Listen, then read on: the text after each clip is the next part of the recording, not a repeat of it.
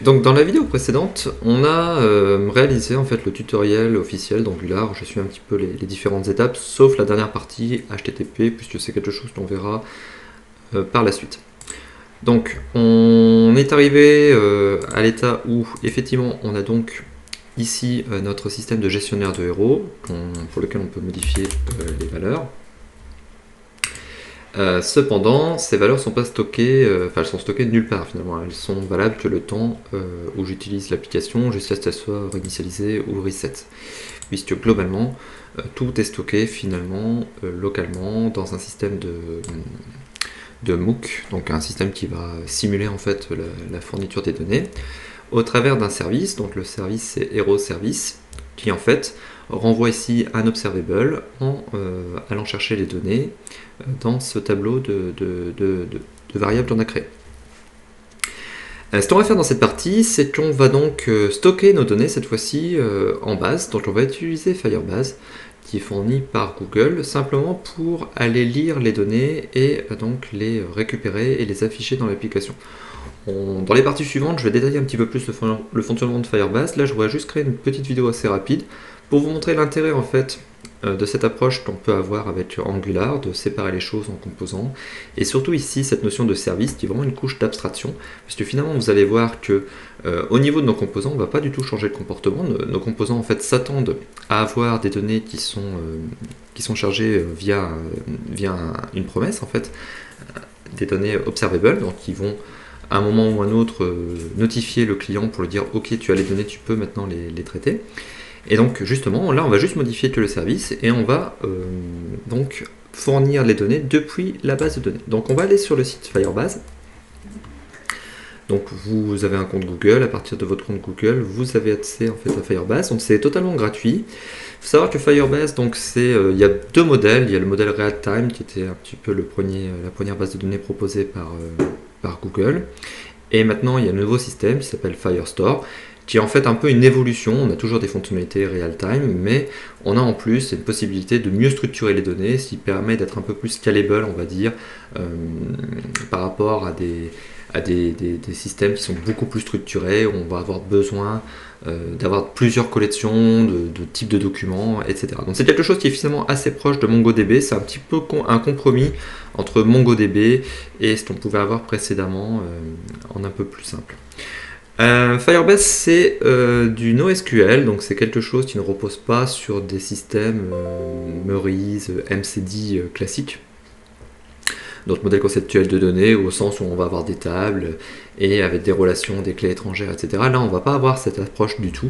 En fait, on va avoir une approche qui est plutôt proche de celle de JavaScript et notamment de JSON. Donc, qui est plutôt ce type de représentation. Donc, assez simple finalement, et qui va être du coup très proche du code qu'on utilise dans TypeScript, donc ce qui est plutôt simple du coup pour pouvoir mapper les données qu'on va lire et réciproquement. Donc on va ici accéder à la console et créer un nouveau projet Firebase. Je vais l'appeler ici donc Tower Hero. Ça n'a pas trop d'importance. On va peut-être partager les données, peu importe. Ah oui, bon, ici on peut choisir les zones. Alors ce qui est intéressant quand même, au niveau analytique, ça n'a pas trop d'importance. Je pense qu'on peut prendre des données assez proches, donc Irlande par exemple si c'est disponible, je vais regarder. Même pas, bon, je vais pas trop me casser la tête. Ici on prend Ouest, ok, on crée le projet. Bon, on peut le localiser un peu plus proche, on va dire Allemagne, etc. Il y a plusieurs data stores. Soit pour des raisons de performance ou de disponibilité, ou aussi au niveau légal, puisque aujourd'hui avec le RGPD, on peut aussi penser que localiser des données en zone EU, ça peut être intéressant notamment.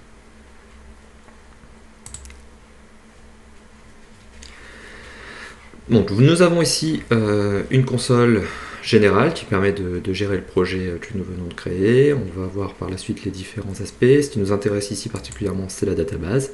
Donc la database, c'est un ensemble structuré de collections et de documents. Donc, je vais créer ici ma base de données. Je vais la mettre en mode test. Ça veut dire simplement qu'ici, vous voyez, on a une règle de sécurité qui est allow read et write. Ce qui veut dire que tout le monde peut actuellement se connecter en lecture et en écriture. Donc évidemment, c'est pas quelque chose qu'on va qu'on va maintenir, mais là dans le cadre du démarrage du projet, ça va être nécessaire parce qu'on n'a pas encore tous les mécanismes d'authentification. Donc là vous voyez qu'on va créer en fait une base Firestore par défaut. Ok, donc comme je vous le disais, Firestore fonctionne sous forme de collection et de documents. Donc la collection c'est un petit peu finalement un répertoire dans lequel on va classer des documents d'un certain type. Donc ici on va avoir une collection de Heroes.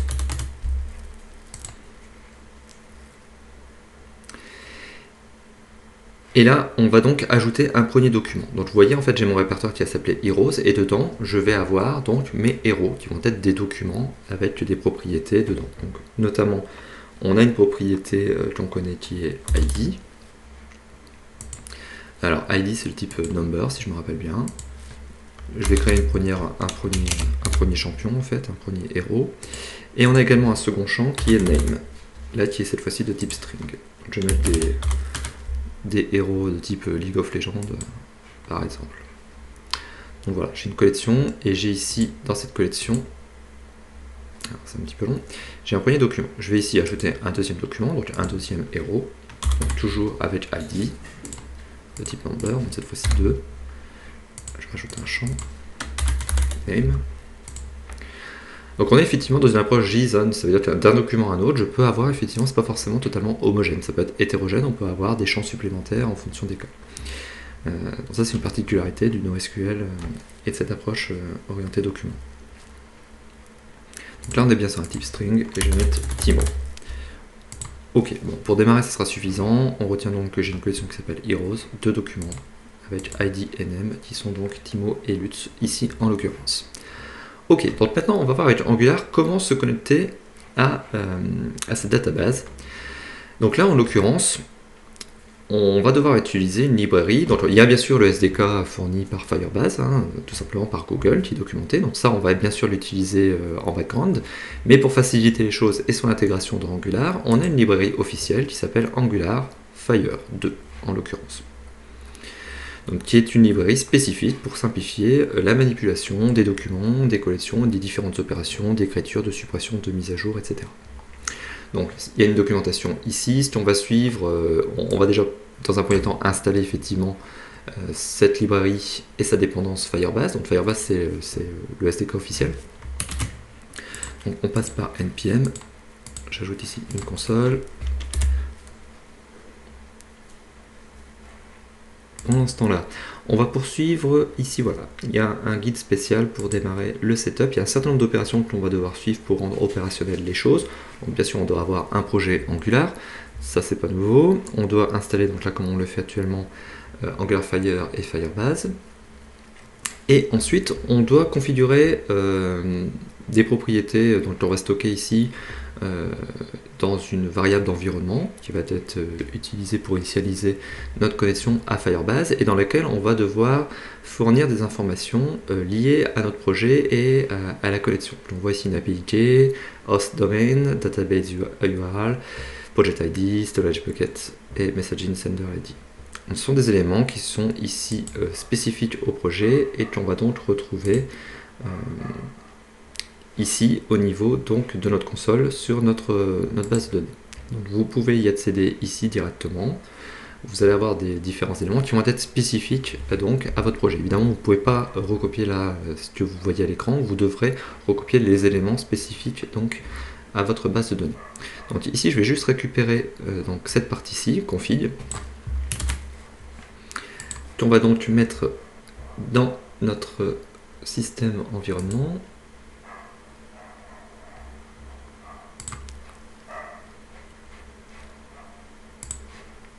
Donc il y a ici un système, là pour l'instant, évidemment on est configuré comme n'étant pas en production, donc on est effectivement en test. Ici, il s'agira de Firebase.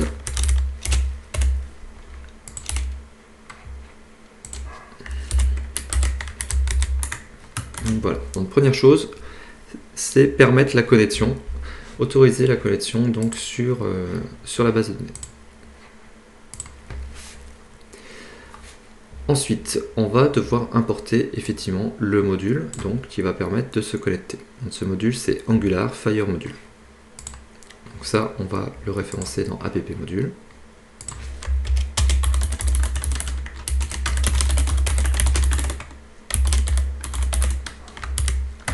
Donc il va donc venir de Angular Fire. Donc ce module, on va l'importer. Et on va... Alors, ce module, on va l'importer, oui. Et on va ici l'initialiser avec la configuration pour se connecter. Donc qui vient, en fait, en l'occurrence, de environnement.firebase. Voilà, donc notez que par la même occasion, on a évidemment importé ici donc cette variable d'environnement.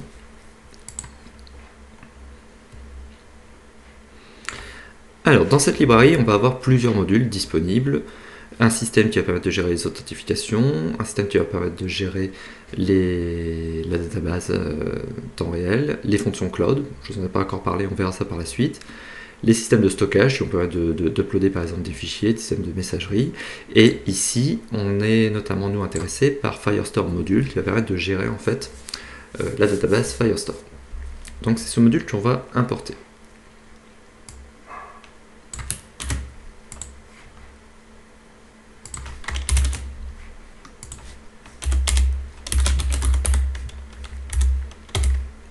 Voilà.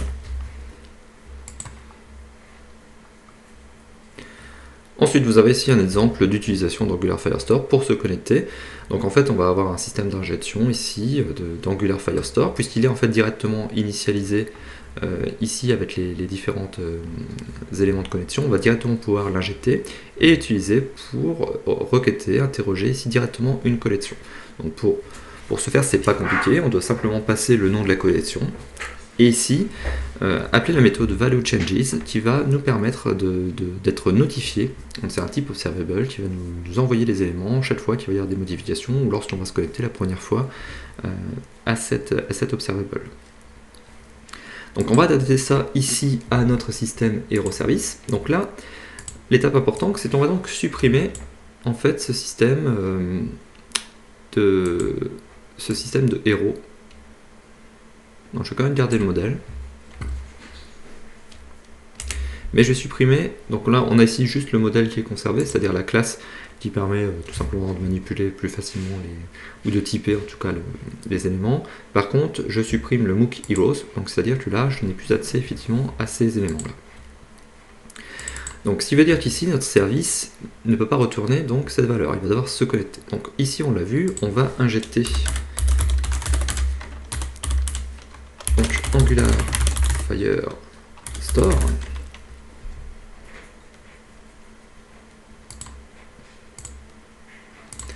On va devoir du coup importer.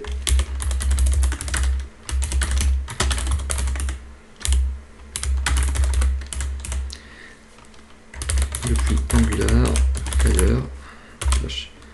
Firestore.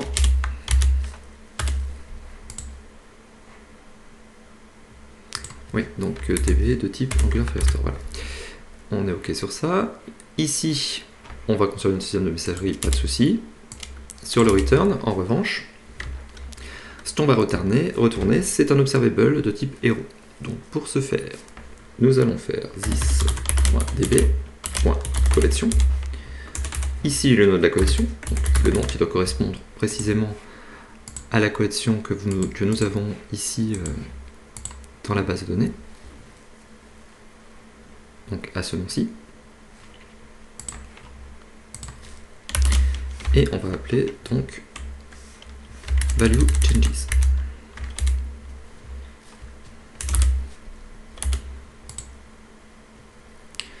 Alors évidemment là on ne retourne pas de type hero, c'est pour ça que ici on va le préciser. C'est une méthode générique. Ici vous voyez bien que du coup on retourne un observable de héros, de tableau de héros même plus précisément, donc potentiellement de plusieurs héros, et là effectivement c'est le cas puisque cette collection va retourner directement tout un ensemble de documents qui sont nos héros en l'occurrence. Bien, je me limiterai à cette partie. Ici, on va faire un deuxième exemple par la suite. Donc, pour l'instant, pour pas avoir d'erreur de compilation, si je vais retourner... je sais pas si ça marche, mais quelque chose comme ça. C'est pas terrible, mais ça nous permettra d'avancer. Donc on va voir ce que ça donne maintenant, ici. C'était plus top, il nous manque quelques éléments. On va aller sur F12. Si on a des erreurs, effectivement on a quelques erreurs. Ah, no provider for Angular Firestore.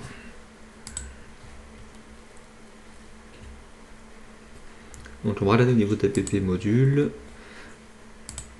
Angular Firestore module. Alors ça me semble correct, on va vérifier au niveau de la documentation. Donc Angular Firestore, ok.